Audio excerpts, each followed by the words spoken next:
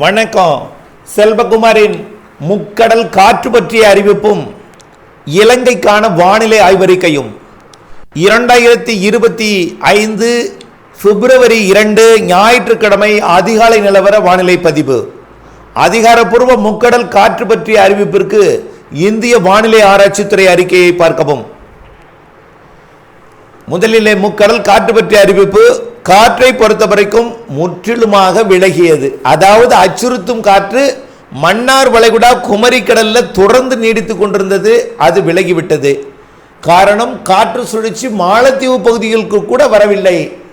இலங்கைக்கு நெருக்கமாக வந்து மாலத்தீவு பகுதிக்கு நெருங்கி செல்வது போல், அதாவது நெருக்கமாக செல்லும் நிலையில் செல்ல வேண்டிய நிலையில் திடீரென்று நிலநடுக்கோட்டுக்கு தெற்கே நீடித்துக் கொண்டிருந்த நிகழ்வு சிஸ்டத்தை தெற்கு நோக்கி ஈர்த்த காரணத்தினாலே நிலநடுக்கோட்டின் அருகே சற்று விலகி நீடித்துக் கொண்டிருக்கிறது. படிப்படியாக அது செயலிழக்கப் போகிறது.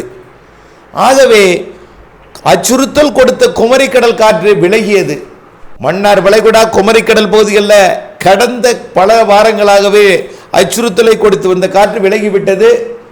மீனவர்கள் அச்சமின்றி 7ஆம் தேதி வரை நீங்கள் மீன்பிடிக்கலாம். அது என்ன சார் 7ஆம் தேதினா அடுத்து 8ஆம் தேதி என்னன்னு சொல்கிறேன். 7ஆம் தேதி வரை நீங்கள் மீன்பிடிக்கலாம். தூத்துக்குடி கொழும்பு, தூத்துக்குடி மாலத்தீவு, தூத்துக்குடி லட்சத்தீவு இடைப்பட்ட சரக்கு போக்குவரத்து நடத்தக்கூடிய வெசல் தோணி சரக்கு தோணிகளுக்கும் எந்தவித அச்சுறுத்தலும் இல்லை, நடத்தலாம். ஒட்டுமொத்த தமிழ்நாட்டின் கரையோரம், இலங்கை சுற்றுவட்டார கடற்பகுதி, குமரிக்கடல், மன்னார் வளைகுடா, பாக்ஜலசந்தி, அரபிக்கடல் முக்கடலிலுமே நீங்கள் மீன்பிடிக்கலாம். 7ஆம் தேதி வரை அச்சுறுத்தல் ஏதும் இல்லை. இருந்த போதிலும் எப்பொழுதாவது ஒரு முறை திடீரென்று ஒரு 35 கிலோமீட்டர் வேகம் கொண்ட காற்று குமரிக்கடலிலும் மன்னார் வளைகுடாவிலும் இருக்கலாம். அது எப்பொழுதாவது நாளொன்றுக்கு ஒரு முறை மட்டுமே அந்த காற்று இருக்கும் என்கின்ற ஒரு விழிப்புணர்வுடன் இருந்தால் போதுமானது. ஆனால் அச்சுறுத்தும் தொடர் காற்றோ அல்லது விட்டு விட்டு அடிக்கடி வீசக்கூடிய காற்றோ இல்லை. நாளொன்றுக்கு ஒரு முறை மட்டும் லேசாக வீசக்கூடிய காற்று மட்டும் இருக்கும். அதற்கு கூட நீங்கள் விழிப்புடன் இருந்து மீன்பிடித்தால் போதும். எடை குறைந்த படகுக்கும் அச்சுறுத்தல் விலகியது. கட்டுமரம், பாய்மரம் எல்லா படகுமே மீன்பிடிக்கலாம். பிளாஸ்டிக் படகு எல்லாமே 7ஆம் தேதி வரை. சரி, 8ஆம் தேதி என்ன? அடுத்த காற்று சுழற்சி 12ஆம் தேதி வந்து மழை பொழிவை கொடுப்பதற்காக நெருங்கி வரப்போகிறது. அந்த காற்று சுழற்சி நெருங்குவதற்கு முன் நிலநடுக்கு, அதாவது 8ஆம் தேதியிலிருந்து 10ஆம் தேதி வரைக்கும் தான் நெருங்கும்.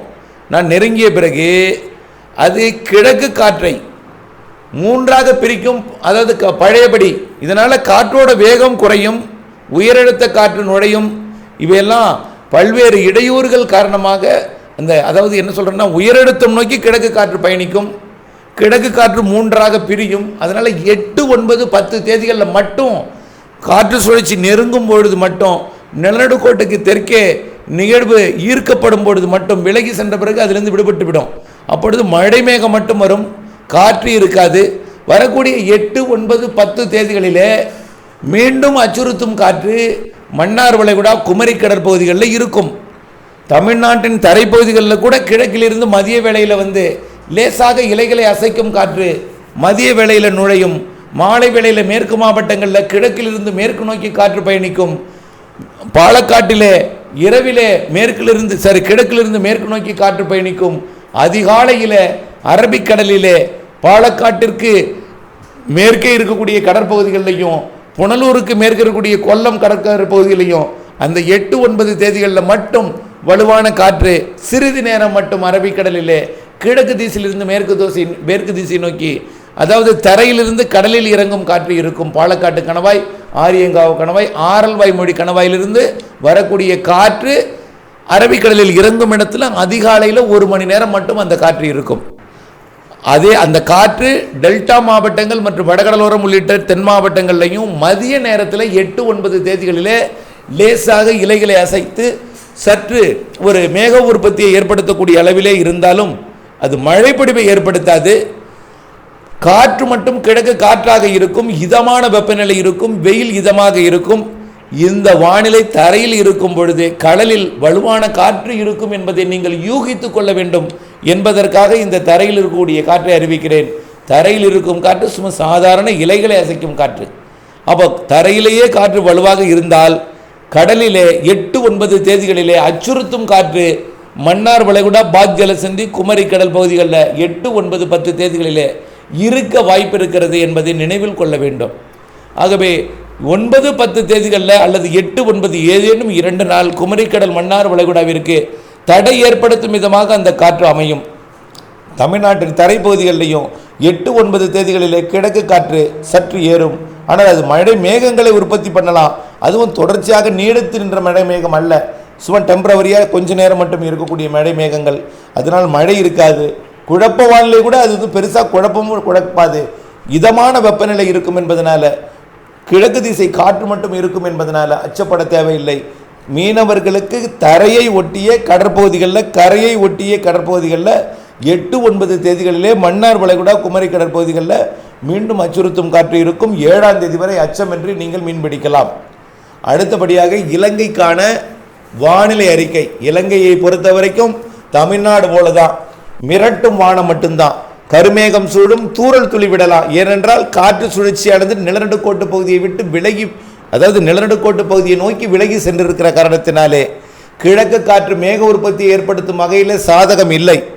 அதனால் அவ்வப்பொழுது பனிப்பொழிவுக்கு இடையே அதாவது பனிப்பொழிவு முடிந்த பிறகு அதாவது இரவு நேர பனிப்பொழிவும் அதிகாலை பனிப்பொழிவும், காலை பனி விலக விலக 11 மணிக்கு மேல் ஆங்காங்கே மதிய மாலையில் மேக உற்பத்தி மட்டும் இருக்கும். அது ஒரு சில இடங்களில் தூறல் துளியை கொடுக்கலாம் இலங்கைக்கு. அது மழைப்பொழிவாக பெரிதாக பாதிக்கும் மழையாக இருக்காது. இது அறுவடை செய்து கொண்டிருக்கூடிய இலங்கை விவசாயிகளுக்கு ஒரு மகிழ்ச்சி தரும் விதமாக இருக்கும். ஆக இலங்கையை பொறுத்த வரைக்கும் அடுத்த மழைனா 11ஆம் தேதி என்பதை நீங்கள் நினைவில் கொள்ள வேண்டும். 11ஆம் தேதி இலங்கைக்கு மழை வாய்ப்பு இருக்கிறது. 5, 6 தேதிகளிலே மிரட்டும் தூறல் இருக்கிறது. ஆக 5, 6 தேதிகளில் மிரட்டும் தூறலும் 11, 12, 13, 14 தேதிகளிலே மழை வாய்ப்பு இருக்கிறது என்பதையும் நினைவில் கொள்ள வேண்டும். ஆக இலங்கையை பொறுத்த வரைக்கும் 5, 6 மிரட்டும் வானிலைக்கு பிறகு 11, 12 தமிழ்நாட்டுக்கு 12, இலங்கைக்கு 11ஆம் தேதி. 11ஆம் தேதி இலங்கைக்கு கண்டிப்பாக மழை வாய்ப்பு தெரிகிறது. தமிழ்நாட்டை விட கூடுதல் வாய்ப்பு இருக்கிறது இலங்கைக்கு. 11, 12, 13, 14 தேதிகளிலே மழை வாய்ப்பு இருக்கிறது இலங்கைக்கு. அதனை நினைவில் கொண்டு 10ஆம் தேதி மாலை இரவுக்குள் அறுவடையை முடித்திட கேட்டுக்கொள்கிறேன் முதிர்ந்த நெல் தானியங்களை. அதற்கு பிறகு முதிரக்கூடிய நெல் தானியங்களை அடுத்தபடியாக 16ஆம் தேதியிலிருந்து 21ஆம் தேதி வரை இடைவெளி கிடைக்கும். 20ஆம் தேதி வரை 16, 17, 20ஆம் தேதி வரை இடைவெளி கிடைக்கும். ஆகவே இலங்கையை பொறுத்த வரைக்கும் 11, 12, 13, 14க்கு அடுத்த மழை 22, 23, 24 என்பதையும் 21ஆம் தேதி இலங்கைக்கு அது மழைப்பொழிவை கொடுக்கலாம் என்பதையும் நினைவில் கொண்டு 16, 17, 18, 19, 20 ஆகிய தேதிகள் இடைவெளி, இப்பொழுதைக்கு 10ஆம் தேதி வரை இடைவெளி என்பதை நினைவில் கொண்டு அறுவடையை திட்டமிட்டுக் கொள்ளுங்கள் என்று அன்போடு கேட்டுக்கொள்கிறேன். தொடர்ந்து வானிலை ஐவரிக்குடன் இணைந்திருக்க வேண்டும். கோடை மழை இருக்கிறது. ஆகவே இந்த ஆண்டு மழைப்பொழிவுகள் அவ்வப்பொழுது இடையூறும் கொடுக்கும், இடைவெளியும் கொடுக்கும். எல்லா பணிகளுக்குமே வானிலை அடிப்படையானது. வானிலை அறிந்து பணி செய்திட அன்போடு கேட்டுக்கொள்கிறேன்.